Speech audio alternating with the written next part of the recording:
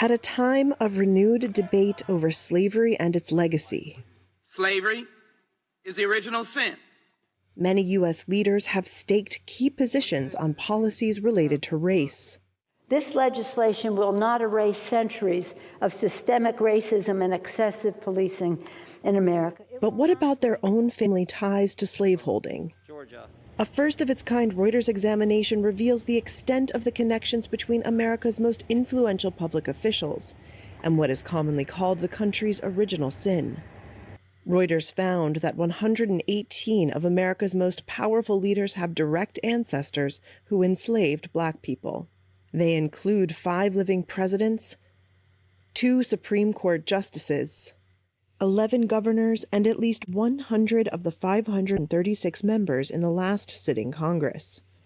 Reuters sought to understand what it means for them to learn in personal, specific, and sometimes graphic ways the facts behind their own family's part in slavery. Few of the leaders were willing to talk to us, however.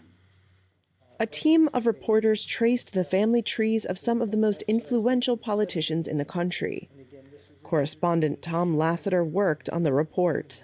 We took those initial sort of roadmap family trees and with a group of reporters went through and sought to verify each rung, each step, if you will, of the family tree. Used the census as sort of a main organizing document, but used many other sorts of documents: birth records, death records, marriage announcements, contemporary newspaper reports, local history books. I spent a lot of time under the dome of the Library of Congress looking at local histories. Yeah, it could be quite a process. And again, that's examining those documents, but also looking for other documents such as wills, family Bibles, tax records that would establish whether it was the case that that ancestor in question had enslaved people. The Reuters research was vetted by board-certified genealogists who reviewed each case that linked a slaveholding ancestor to a contemporary leader. From conservative Justice Amy Coney Barrett and Republican Senators Mitch McConnell and Lindsey Graham, to Democrats Elizabeth Warren, Tammy Duckworth, and former President Barack Obama. LaBrenda Garrett Nelson was one of the genealogists. You know, the contrast between President Obama, whom you don't associate with enslavers, and then Amy Coney Barrett, that they're people at opposite ends of the political spectrum in many ways, but they have this in common, and that illustrates how integral a part slavery was to the country. There's a discussion of slavery as a thing that just existed, and not a question of, well, who enslaved those people? I mean, specifically, who enslaved those people? And you know, who were their families? What did it mean for their families? Who were the people who they enslaved? What did that mean not only for the enslaved, but for those who came after them, their descendants? And I think there's a first basic step of just establishment of facts. None of the 118 leaders identified by Reuters disputed the findings. Reuters made clear to each that it was not suggesting they were personally responsible for the actions of ancestors who lived 160 or more years ago. Even so, most remained silent on the subject. But Lasseter says the interviews Reuters did conduct were powerful, especially one with an Illinois member of Congress who called the information that Reuters unearthed gut-wrenching. I interviewed Senator Tammy Duckworth, who was familiar with the genealogy with the family tree, because her family had an amateur genealogist who really sort of mapped a lot of it out. But she did not know, this is through her father's side, which is from Virginia, that her ancestors had enslaved people.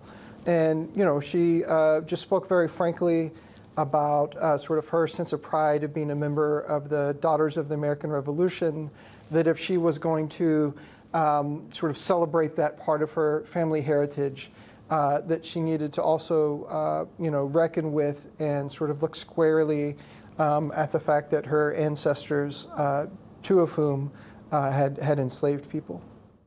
California Representative Julia Brownlee told us she was hit to the very core to learn an ancestor had enslaved 2 adults and 1 child. I feel very much obligated to face up to my history, to learn my life and what happened, and to bend into it. I think it's important for each member of Congress, in terms of their heritage, and it is important for them to know that and bend into it. I mean, we as policymakers, members of Congress, we want to move our country forward to sort of that more perfect union, if you will. But we can't do that without knowing the scars in our history as well. The Reuters findings come at a time of renewed and intense debate about slavery's legacy in the United States. A national reparations policy is a moral, democratic, and economic imperative. And what, if anything, lawmakers should do about myriad matters related to race. From protests over police treatment of Black people, to the removal of Civil War-era monuments to the Confederacy, to how to teach about slavery and racism in American classrooms. Slavery was one of the biggest sins in our country, and it's important for us to teach history and the truths of our history, knowing that our democracy is not perfect. And to keep that from children is not a good thing. We want our children to be critical thinkers, to understand the decades of slavery that took place in our country, decades of segregation that took place in our country, decades of and continuing racial inequality in our country. Finding out that information will help everyone move forward, says New York Representative Gregory Meeks, whose great-grandfather was enslaved. You know, oftentimes when individuals say we need to go back to the way America was, I don't want to go back to the way America was. And I make sure that I articulate that to my colleagues. Seeking the truth makes us all better. It makes us understand what the past was so that we can also have a better today and tomorrow.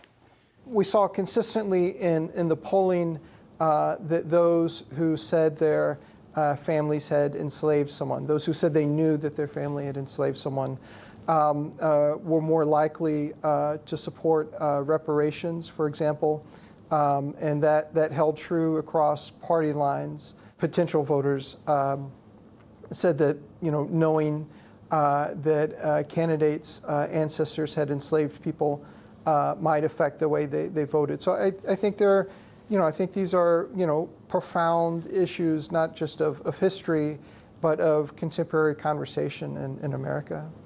I really believe, especially with respect to this Reuters project, that some of the notables whose genealogies we reviewed will pause and think about what it means that they, again, were kind of indirect beneficiaries of slavery. It wasn't something that just happened 200 years ago.